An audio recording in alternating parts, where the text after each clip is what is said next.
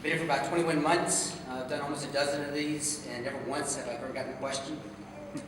Let's see if that can happen today. Start off with we're going to talk about the driver's license issue because I think that's what everybody's most interested in. To start with, I want to begin with the bad news. The pamphlet that you read when you first come in to take your test says that you must have, when you get checked by anybody when driving your car, is to have your user driver's license, an ID card, and your stateside license, which is valid.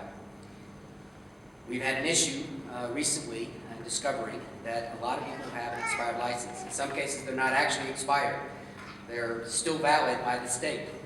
Situations where the states give automatic extensions because you can't extend when you leave, so they're good for 90 days when you get back. In these cases, in these situations, we believe that if you're pulled over and you present this information and you're given a ticket, that there's still three parts to every legal system. There's the police, judicial, and corrections. We don't think you're going to make it to the end. We think it's going to be solved in the middle portion when it goes to adjudication, when it goes to the court system, because you are driving legally.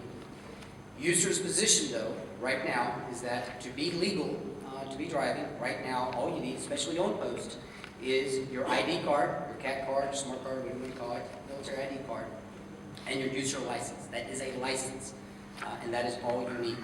So in terms of what we will view as acceptable, especially driving on post, or if you caught off post, and what we document is that you're driving legally.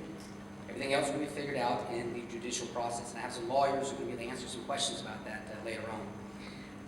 To answer a couple other questions in terms of what some possible fixes are, a lot of people talked about getting a German driver's license. There's a methodology to go out and take the entire course. It takes 3 to 6 months, costs $3,000 to $6,000, including some medical services as well. There are some people who've done that. The rumor is that you can take your user license, get it translated over at the registration office, and take it to a German driver's license location and have it turned into a German driver's license. Not an international driver's license, an actual German license. We believe this has happened a couple times. However, that is not the standard. The German's rule is that if you have a user license, you can get a German license, but only in very specific situations. That is when you're transferring out of the service to remain in Germany as basically a resident of this country. So if you're doing that, if you're going out and getting a German license, there's a very good possibility that you're opening yourself up to some tax issues. Because you are now driving a car that is not taxed, with fuel that is not taxed. Now you're driving off of a license that opens you up to taxation. I have lawyers to answer that as well.